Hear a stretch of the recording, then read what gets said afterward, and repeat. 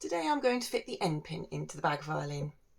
This is a really important part of the setup because it's going to anchor the tailpiece and the strings onto the instrument, so it needs to fit really perfectly.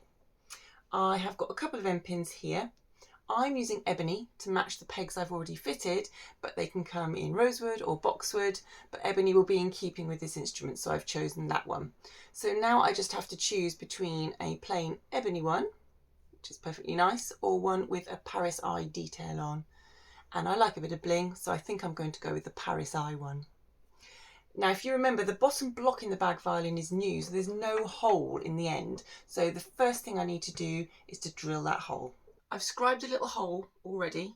What I need to do now is just to make sure that I'm going to get this completely straight, because I don't want a wonky end pin hole.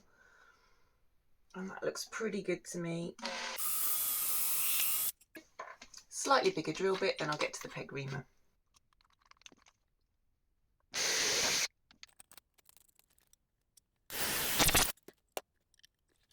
Now I can start reaming the hole out, starting with the baby reamer and then going to my normal reamer. And that's really nice and straight.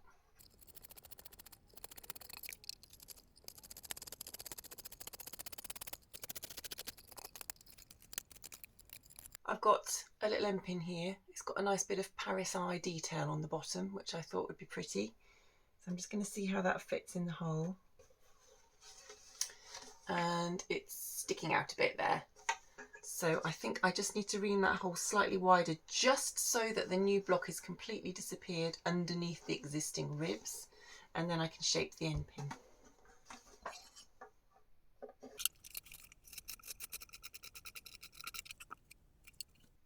I've got an end pin holder and I'm going to fit this exactly the same way as I fitted the pegs.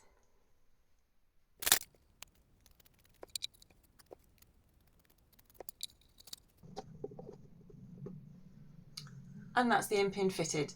I haven't fitted it so that the collar completely touches the edge of the ribs yet. I just want to have about a millimetre, half a millimetre leeway there, so that when I fitted the sound post inside, I'll be able to just push that in and it will have a really lovely snug fit. To fit the sound post, I need to look through the end pin hole. So I'm not going to leave that in there right now. I'm just going to leave it in my end pin holder until I'm ready to fit it later.